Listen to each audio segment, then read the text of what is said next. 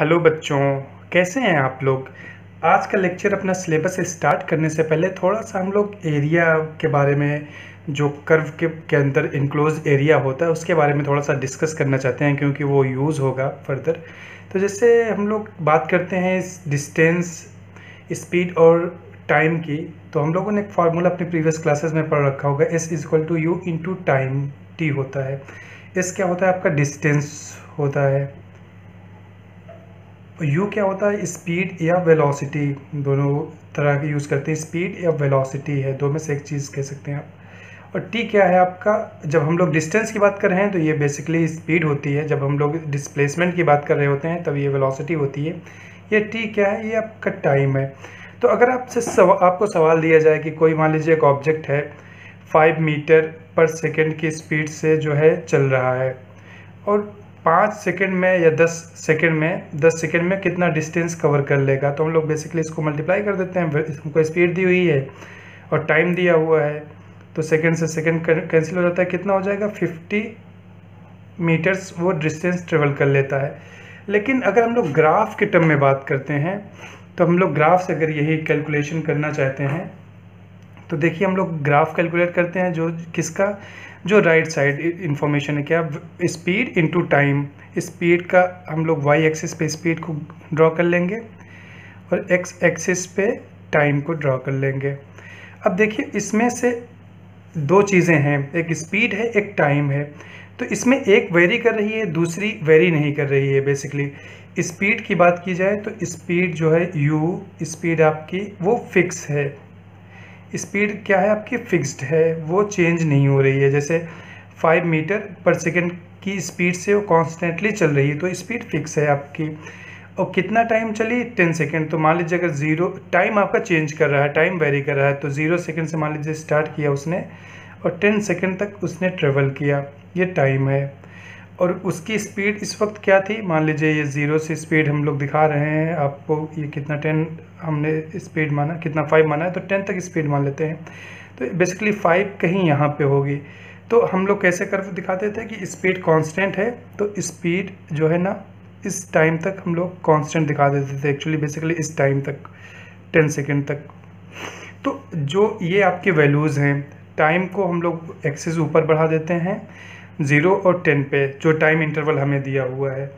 और फिर जो वेलोसिटी कांस्टेंट थी वो हम लोगों ने यहाँ पे, सॉरी स्पीड करें, स्पीड की बात, स्पीड और यहाँ पे टाइम है आपका। तो अगर ये देखिए ग्राफ है, ये एक्स वाई एक्सिस है, एक्स एक्सिस है, इसका जो ये एरिया बन रहा है, एरिया इनक्लोज हो रहा है इन दोनों लाइन से, वेलोसिटी की स्पीड की लाइन से और ये अपना टाइम की लाइन से। तो इसका एरिया निकालेंगे तो एरिया हम लोग निकाल सकते हैं। वाई एक्सिस पे कितना वेरिएशन है, 5 है। एक्स एक्सिस पे कितना डिस्प्लेस है, 10 है। तो एरिया आपका जो इसका आता है, एरिया इज इक्वल टू क्या आता है, 5 इंटू 10, तो वही 50। और यूनिट क्या आती है, इस स्पीड की मीटर पर सेकंड है, तो इसकी दोनों यूनिट मल्टीप्लाई करके मीटर आ जाती हैं। तो बेसिकली जो हम लोग यहाँ से कैलकुलेट कर रहे थे वही चीज़ें अगर हम लोग को ग्राफ दिया हो तो हम लोग ग्राफ से कैलकुलेट कर सकते हैं। एक ये ग्राफ, एक इसकी बात होगी। अब जैसे हम वर्क डन की बात करते हैं, वर्क डन जब हम किसी ऑब्जेक्ट पे फोर्स लगाते हैं, दूसरा एग्जांपल की बात हम लोग कर रहे हैं, जैसे किसी ऑब्जेक्ट पे हम लोग फोर्स लगा रहे हैं, तो फोर्स लगाते हैं तो उस पर डिस्प्लेसमेंट होता है, तो वर्क डन होता है। तो W इज इक्वल टू क्या कहते हैं हम लोग, F इंटू एस। अब यहाँ पे ये क्या है, वर्क डन है, वर्क डन है। सेकेंड क्वांटिटी आपकी क्या है, फोर्स है, और ये क्या है, डिस्प्लेसमेंट है, डिस्प्लेसमेंट। अब देखिए अगर जैसे हम लोग यहाँ अगर हमें फोर्स दिया होगा, 10 न्यूटन का फोर्स लगाने से डिस्प्लेसमेंट होता है आपका 10 मीटर, तो हम लोग वर्क डन कितना कैलकुलेट कर लेते हैं। वर्क डन कैलकुलेट करने के लिए हम लोग जो आपकी ये वेरिएबल है, इसमें एक क्वांटिटी देखिए, जो फोर्स है वो तो फिक्स है, आप 10 न्यूटन का फोर्स फिक्स लगा रहे हैं जब, लेकिन फोर्स लगा रहे हैं तो उस पर इम्पैक्ट किसका हो, इस इम्पैक्ट आ रहा है डिस्प्लेसमेंट पे, तो डिस्प्लेसमेंट आपकी चेंज हो रही है। तो मान लीजिए डिस्प्लेसमेंट एक 0 रेस्ट पे थी कोई बॉडी और 10 मीटर का डिस्प्लेसमेंट हो गया, यहाँ पे मीटर में हम लोग शो कर दे रहे हैं, वो यूनिट इसकी मीटर में है, और फोर्स, उसकी फोर्स क्या थी, आपका फोर्स फिक्स था, एफ हमने यहाँ पे शो कर दिया, फोर्स हमने 10 न्यूटन का लगा दिया था। मान लीजिए 0 है, ये 10 है, ये 12 है, तो 10 न्यूटन का फोर्स लगाया। तो फोर्स पूरे प्रोसेस में जितने भी टाइम के लिए हमने लगाया वो फोर्स कांस्टेंट था। तो फिर हमने क्या किया, हमने कैलकुलेट कर लिया यहाँ से ये 0 टाइम से 2 टाइम हमें दे रखा था, टाइम वेरिएशन हो रहा था, 0 टाइम पे फोर्स कितना था। तो बेसिकली ये इनक्लोज एरिया हो जा रहा है। अगर हम लोग चालू कर दें इसका ग्राफ, तो जो इसका ग्राफ आ रहा है, मतलब एरिया जो आ रहा है इसका, इस पूरे इनक्लोज कर्व का जो एरिया आ रहा है वो कैसे हमें निकल जाएगा, फोर्स कांस्टेंट है उसको मल्टीप्लाई कर दिया हमने, और आपका ये डिस्प्लेसमेंट जो चेंज हो रहा है उसको मल्टीप्लाई कर दिया उसमें से। तो जो ये आ रहा है ये एरिया आपका दे रहा है। एरिया कितना दे रहा है आपका, 10 × 10 100, एरिया इक्वल टू 100। और एरिया बेसिकली किस चीज़ का है, ये वर्क के बराबर है। अब यहाँ पे एरिया किसके बराबर था, स्पीड के, वो डिस्टेंस के बराबर था। तो वर्क यहाँ से हमें मिल जाएगा। तो राइट साइड में देखिए, अगर हम लोग ग्राफ प्लॉट करते हैं दो ऐसी क्वांटिटीज़ का जिसमें दो में से एक कांस्टेंट है, मतलब एक वेरी नहीं हो रही है और दूसरी वेरी हो रही है, तब तो हम लोग ईजिली कैलकुलेट कर लेते हैं ग्राफ। अब एक एग्जांपल और हम लोग देखना चाहते हैं, जैसे प्रेशर का देखते हैं, प्रेशर और वॉल्यूम के बीच में रिलेशन होता है। कुछ ऐसे प्रोसेस होते हैं जहाँ पे वर्क डन निकालते हैं हम लोग, जहाँ पे प्रेशर कांस्टेंट होता है और कहीं पे प्रेशर जो है ना वेरी करता है। तो जैसे एक ये प्रोसेस है, ये वॉल्यूम था, मान लीजिए V1 था, वॉल्यूम हो गया V2, यहाँ पे ये प्रेशर है। प्रेशर जो है यहाँ एक्चुअली ये इस तरह का हुआ, यहाँ P1 था मान लीजिए प्रेशर, यहाँ पे P2 हो गया। अब क्या हुआ कि यहाँ पे दोनों चीज़ें वेरी कर गई। आपका जो एक वेरिएबल था वो भी वेरिएबल वॉल्यूम था मान लीजिए, वो भी वेरी कर गया, और दूसरा वेरिएबल जो आपका प्रेशर था वो भी वेरी कर गया। तो अब इसका, अब अभी तक तो हम लोग एरिया जो है निकाल लेते थे इजीली। तो अब यहाँ पे जैसे हमें वर्क डन कैलकुलेट करना होगा, तो P × ΔV तो नहीं कर सकते डायरेक्टली, क्योंकि इसमें प्रेशर भी चेंज हो रहा है। P कौन सा आप लोगे, यहाँ पे मान लीजिए 10 है, यहाँ पे मान लीजिए इसके करस्पॉन्डिंग 15 है, तो हम लोग डायरेक्टली नहीं निकाल सकते थे। तो उस केस में हम लोग क्या करते हैं, या तो हम लोग इंटीग्रेट करें पूरे को, जहाँ, या तो फिर हम क्या करते हैं, दो पार्ट में इसको फर्दर ब्रेक कर लेते हैं। ये पहला सेक्शन है और ये दूसरा सेक्शन है, ऊपर वाला ये नंबर 2 है। तो देखिए पहले सेक्शन की बात हम लोग करेंगे, तो पहले सेक्शन में क्या हो गया, इस कर्व की बात कर रहे हैं हम लोग। तो पहले सेक्शन में क्या है, प्रेशर कांस्टेंट है। तो प्रेशर कांस्टेंट है तो पहले का एरिया हम लोग पहले का एरिया निकाल लेंगे। फर्स्ट का एरिया बेसिकली V1 तो मान लीजिए 2 है, ये 4 है। तो पहले में प्रेशर कांस्टेंट है तो 10 हो गया आपका, और वॉल्यूम कितना चेंज हो रहा है, 4 - 2, तो ये 10 × 2 बराबर 20 आ जाएगा एरिया। दूसरे केस में यहाँ पे क्या हुआ कि एक क्वांटिटी फिर क्या कांस्टेंट हो गई। दूसरे केस की बात करें तो यहाँ पे वॉल्यूम कांस्टेंट है, तो दो में से एक चीज़ें हमें कांस्टेंट चाहिए तो हम लोग इजीली निकाल लेंगे। तो वॉल्यूम कांस्टेंट है दूसरा, तो दूसरा एरिया जब हम लोग निकालेंगे तो क्या हो जाएगा आपका P2 - P1, प्रेशर का डिफरेंस, इंटू वॉल्यूम आपका। तो P2 - 15 - 10 इंटू वॉल्यूम कितना आपका है, वॉल्यूम 4 है, तो इंटू 5 × 4 = 20। इसका भी एरिया मान लीजिए 20 यूनिट्स आ गया, इसका एरिया 20 यूनिट्स आ गया। अब यहाँ पे हम लोगों ने इसको दो पार्ट में ब्रेक करके तब हम लोगों ने एरिया निकाला। अब क्या हुआ कि अगर हमको जस्ट एक ही पार्ट में एरिया निकालना है, या फिर एक और फर्दर हम लोग केस ले लें इसी का, प्रेशर एंड वॉल्यूम का, प्रेशर और वॉल्यूम, इस तरह कोई प्रोसेस हो गया कि प्रेशर मान लीजिए P1 था, P2 हो गया, और वॉल्यूम आपका V1 से यहाँ पे V1 था, अब आपका वॉल्यूम V2 हो गया, V2। अब हम लोग इसका एरिया कैसे निकालेंगे। अब तो इसको जो है ना इस तरह अगर मान लीजिए ऐसे अगर ब्रेक भी कर दे तो हमें क्या है, ये इसका तो एरिया निकाल लेंगे, लेकिन इस वाले का एरिया कैसे निकालेंगे, क्योंकि यहाँ पे ये वेरी कर रहा है। तो ऐसे केसेस में जहाँ पे बेसिकली निकालना है और जहाँ पे दोनों चीज़ें वेरी कर रही हैं, क्या चीज़ है, अभी तक जितने केसेस हमने पढ़े वहाँ पे आपका 1 वेरिएबल था, 1 आपका कांस्टेंट था। इस केस में क्या है कि बोथ वेरी कर रहे हैं, दोनों वेरी कर रहे हैं, बोथ आर वेरिएबल, मतलब दोनों चीज़ें वेरी कर रही हैं, प्रेशर भी वेरी कर रहा है और वॉल्यूम भी वेरी कर रहा है। तो बेसिकली हम लोग अब एरिया इसका कैलकुलेट कैसे करें, या एरिया जब कैलकुलेट करना होगा, जैसे वर्क डन निकालना ही है, तो पी डी वी अगर हम लोग बोल दें delta we change in volume, तो अब इसको हम लोग डायरेक्टली मल्टीप्लाई करके नहीं निकाल पा रहे हैं। अभी तक डायरेक्टली मल्टीप्लाई करके निकाल पा रहे थे क्योंकि एक वेरिएबल था, दूसरा जो है कांस्टेंट था, लेकिन इस केस में दोनों वेरिएबल हैं, दोनों वेरी कर रहे हैं। तो उस केस में हम लोग को क्या करना पड़ता है, इंटीग्रेट करना पड़ता है। तो इंटीग्रेट जब करते हैं तो ये चीज़ जब इंटीग्रेशन करेंगे तो ये जो हमें पूरा एरिया देगा, मतलब जो P इंटू डी वी आएगा, तो हम लोग पूरे एरिया की बात करें, अगर P इंटू डी वी हम इंटीग्रेट करके निकालें तो हम लोग को बेसिकली पूरा एरिया जो है वो मिल जाएगा। तो बेसिकली हमें जो लेफ्ट हैंड चीज़ है वो अभी भी मिल रही है। एरिया ये क्या रिप्रेजेंट करेगा, W को रिप्रेजेंट करेगा। जैसे एरिया यहाँ पे भी टोटल एरिया 1+2 वो भी W को रिप्रेजेंट कर रहा था, यहाँ पे एरिया W को ही रिप्रेजेंट कर रहा है। लेकिन क्या है कि अब आप डायरेक्टली इनको मल्टीप्लाई करके नहीं निकाल पा रहे हैं। क्यों नहीं निकाल पा रहे हैं, क्योंकि यहाँ पे दो वेरिएबल्स आ गए हैं। अभी तक हम लोगों ने दो सिचुएशंस के बारे में स्टडी किया। एक सिचुएशन ये है जैसे A इज इक्वल टू आपका U इंटू टी था, इसमें एक आपका वेरिएबल था, एक वेरिएबल है, दूसरा आपका कांस्टेंट है, फिक्स वैल्यू है। तो उस जब इसको इससे जो ग्राफ बनता था, मान लीजिए टी है, टी जो टाइम है, हम लोग एक इंटरवल ले रहे थे T1 से T2 तक, ये कोई इंटरवल था। इसके करस्पॉन्डिंग जो आपकी V थी वेलोसिटी, तो उसके करस्पॉन्डिंग वैल्यूज़ हम लोग बेसिकली देखते हैं। तो इसके करस्पॉन्डिंग ये है, और T2 के करस्पॉन्डिंग जो आपकी वेलोसिटी है, क्योंकि वेलोसिटी कांस्टेंट है, तो ये हो गई। तो इसको हम लोग बेसिकली जो अब इन वैल्यूज़ से जो आपका कर्व बनता है उसको ड्रॉ कर देते हैं। तो अब ये कर्व आपका एक इनक्लोज्ड एरिया बन गया। देखिए इनक्लोज्ड एरिया की बाउंड्रीज क्या हैं, यहाँ से यहाँ तक, यहाँ से यहाँ, फिर बेसिकली मतलब ये V अगर बोले, U बोले, तो U से फिर T2 तक, फिर U से ये तो पूरा एक इनक्लोज एरिया बन गया। तो हमें अगर इसका एरिया निकालना है इनक्लोज एरिया का, तो ये पूरा इनक्लोज एरिया हो जाएगा। बेसिकली ये क्या है, अगर देखा जाए तो रेक्टेंगल है।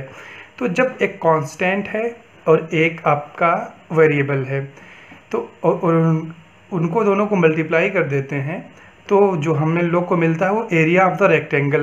बेसिकली जो एरिया अंडर द कर्व की बात कर रहे हैं, जो आपका कर्व बन रहा है, बेसिकली जो ये आपका डिज़ाइन बन रहा है, जो इनक्लोज कर्व है, तो इनक्लोज कर्व के अंदर का एरिया हम लोग को निकल रहा है। अगर यही हम लोग दूसरी कंडीशन के भी जैसे बात कर रहे थे कि पी डी वी है कोई W मान लीजिए, तो यहाँ पे क्या है, दोनों वेरिएबल्स हैं, ये भी क्या कर रहा है, वेरी कर रहा है, और ये दूसरा वाला भी क्या कर रहा है, वेरी कर रहा है। तो इस केस में वेरी मान लीजिए कर रहा है, इस टाइप से वेरी कर रहा है।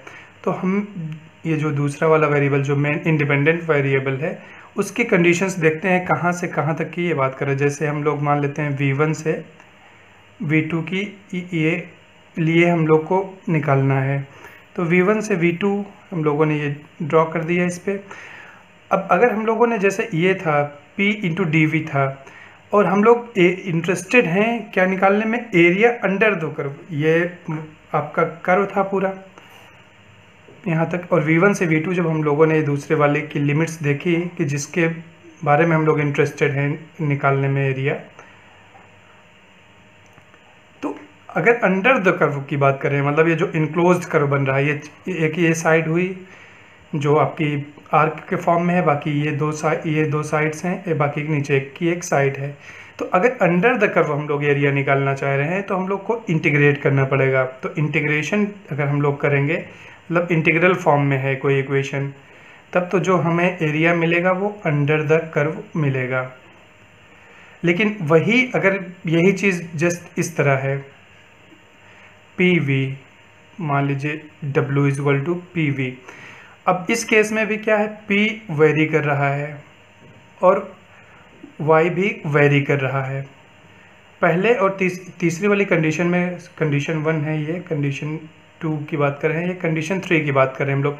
देखिए पहली और तीसरी कंडीशंस कुछ मामलों में सेम है। सेम क्या है कि इसमें इंटीग्रेशन नहीं लगा हुआ है, लेकिन डिफरेंट क्या है कि इसमें एक वेरिएबल था आपका, जैसे टाइम वेरी कर रहा था तो स्पीड आपकी कांस्टेंट थी।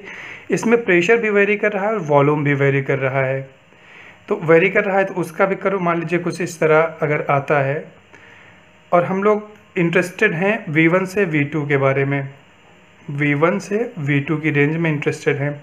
तो जब अब हम लोग इसका एरिया, ये बेसिकली अगर इसको हम लोग प्लॉट, ये इसका कर्व पूरा कर लें, इस तरह कर्व होगा, मिला दें यहाँ पे, और ये V2, तो ये अपना यहाँ इसके करस्पॉन्डिंग P1 रहा होगा, ये करस्पॉन्डिंग है P2।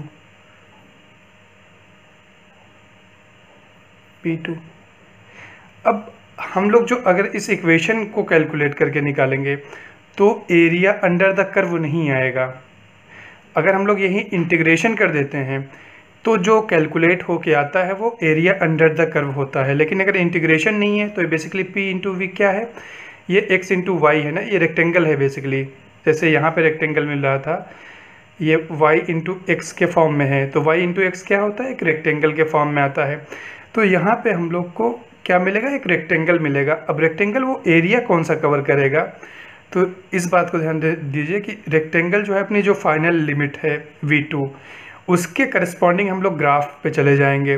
तो V2 के करस्पॉन्डिंग हम लोग V2 से होते हुए हम लोग ग्राफ पे गए, जैसे ये वाला बेसिकली यहाँ पहुँचाए हम लोग।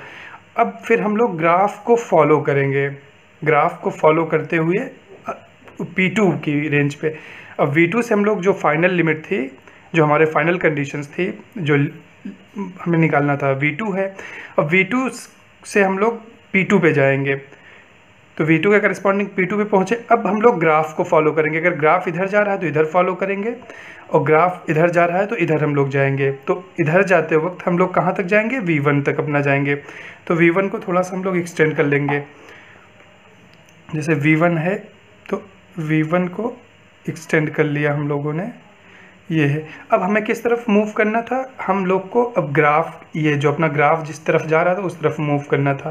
तो इधर मूव करें तो ये, तो रेक्टेंगल अपना क्या बना, हम लोग जस्ट यही करना चाह रहे हैं कि जो अब इसकी वैल्यू निकालेंगे, वो जो रेक्टेंगल की वैल्यू है, अब ये अंडर द कर्व नहीं आएगा,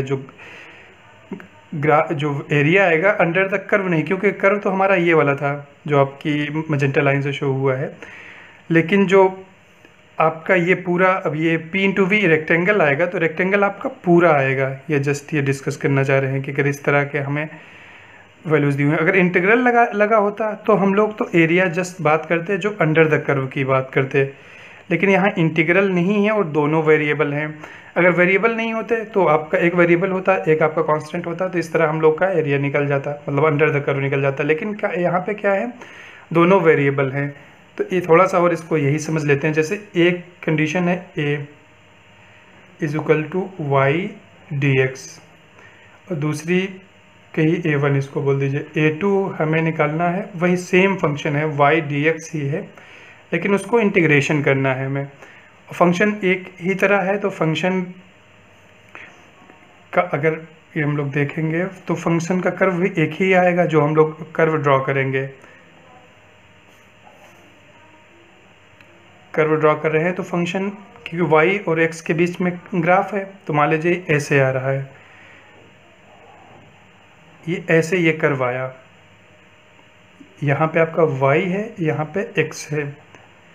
तो x की दो वैल्यूज़, मतलब जो लिमिट्स जो x की आई वो दो लिमिट हैं। एक क्या है करस्पॉन्डिंग, यहाँ x1 है, एक करस्पॉन्डिंग दूसरी वैल्यू, एक जो x की दूसरी वैल्यू क्या है x2 है। इसके लिए आपका यहाँ से v जो है ना, v वेरी कर रहा है। तो अब हम लोग को क्या निकालना है, area under the curve. Basically ये एरिया अंडर द कर्व निकालना है।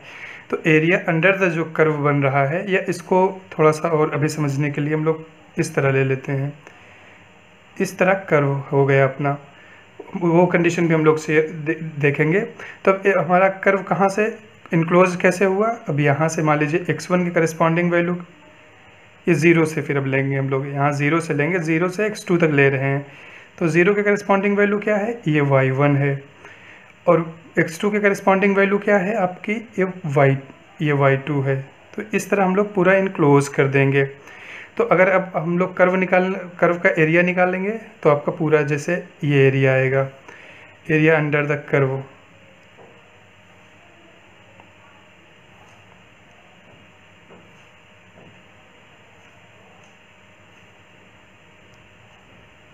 ये किसकी वैल्यू आ रही है, एरिया अंडर द कर्व। ये एरिया अंडर द कर्व कब आता है, जब इंटीग्रल लगा होता है। तो ये जो पूरा एरिया जो इस फॉर्म का आ रहा है वो क्या शो कर रहा है, a2 की वैल्यू शो कर रहा है। अब हमें क्या निकालना है, a1 जैसे निकालना है। तो a1 अभी हम लोगों ने कहा कि a1 जो है अगर वेरी कर रहे हैं दोनों, क्योंकि देखिए यहाँ पे x भी वेरी कर रहा है और y भी वेरी कर रहा है, तो वहाँ पे जो आएगा हम लोग को क्या मिलेगा, रेक्टेंगल मिलेगा, पूरा कर्व का एरिया नहीं मिलेगा। और रेक्टेंगल कैसे हम लोग निकालेंगे, जो आपका x2 है उसके करस्पॉन्डिंग जो y2 है वहाँ पे हम लोग चले जाएंगे। तो x2 के करस्पॉन्डिंग y2 यहाँ चले गए हम लोग। अब फिर हम लोग फर्दर क्या करेंगे, अब हम लोग फिर फर्दर ग्राफ को फॉलो करेंगे, ग्राफ किधर जा रहा है। ग्राफ अगर राइट साइड जा रहा होता है तो राइट साइड फॉलो करते हैं, और ग्राफ लेफ्ट साइड जा रहा होता है तो लेफ्ट साइड। तो ग्राफ अपना किधर, लेफ्ट साइड जा रहा है। तो ये ग्राफ हम लोगों ने फॉलो किया कहाँ तक, जहाँ तक ग्राफ जाएगा, ये ग्राफ इसके करस्पॉन्डिंग जो ग्राफ की वैल्यू है। और फिर क्या हुआ, अब यहाँ पे हम पहुँच गए, फिर हम जस्ट ये ड्रॉ कर देते हैं एक लाइन x पे। तो जो a1 अपना आएगा बेसिकली a1, तो a1 जो अब जो रेक्टेंगल बन रहा है वो रेक्टेंगल का एरिया होगा।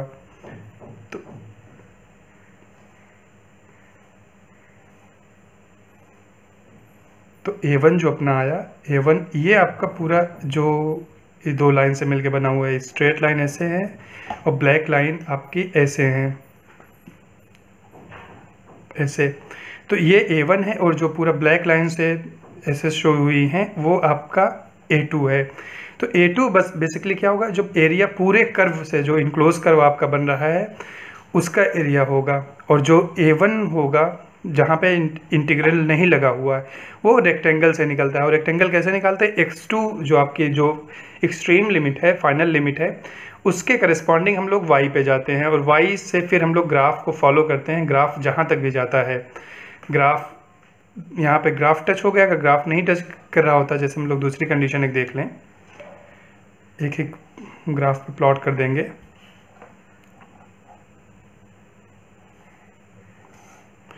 जैसे इस टाइप का कोई ग्राफ है,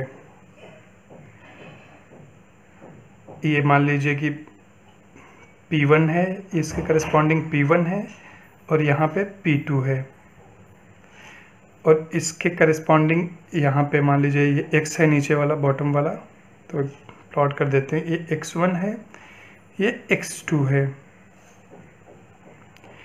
ये हुआ। अब बेसिकली हमें क्या निकालना है, जैसे इसका इक्वेशन क्या हुई होगी, a1 की बात करें तो यहाँ पे p इंटू एक्स है, px हो गया, p dx बोल दीजिए। दूसरा a2 बराबर क्या हो गया आपका, p dx, वो भी है, a2 बराबर p dx है। लेकिन उसमें फ़र्क क्या है, a2 इंटीग्रल में है। तो हम लोग जो a2 अपना आएगा वो क्या होगा, area in under the curve, मतलब जो भी कर्व इन वैल्यू से बन रहा है, जो ग्राफ आपको दिए हुआ है उसका जो इनक्लोज कर्व बन रहा है। तो इनक्लोज कर्व जो पूरा ये है, इसकी बात हम लोग कर रहे हैं, डॉट डॉट से शो कर दे रहे हैं। तो डॉट डॉट जो अपना शो कर रहा है वो आपका a2 है। तो a2 की बात करें तो जैसे शायद मैं इसे शो कर देते हैं दिखाने के लिए, तो जो डॉट डॉट से दिखा रहा है, अगर a2 कैलकुलेट करेंगे तो पूरा एरिया अंडर द कर्व आएगा। लेकिन a1 कैलकुलेट करेंगे तो a1 में क्या होगा कि क्योंकि ये क्या है, बेसिकली y इंटू एक्स के फॉर्म का है, तो ये रेक्टेंगल है, रेक्टेंगल है, तो ये रेक्टेंगल जो बनेगा उसका एरिया आएगा। अब रेक्टेंगल क्या बनेगा इसका हम लोग देखते हैं। रेक्टेंगल बनाएंगे कैसे, ये फाइनल कंडीशन पे जाएंगे, x2 जो एक्सट्रीम लिमिट है आपकी, जो x एक्सिस पे है, जो इंडिपेंडेंट फंक्शन है, उसके करस्पॉन्डिंग हम लोग y2 पे जाते हैं।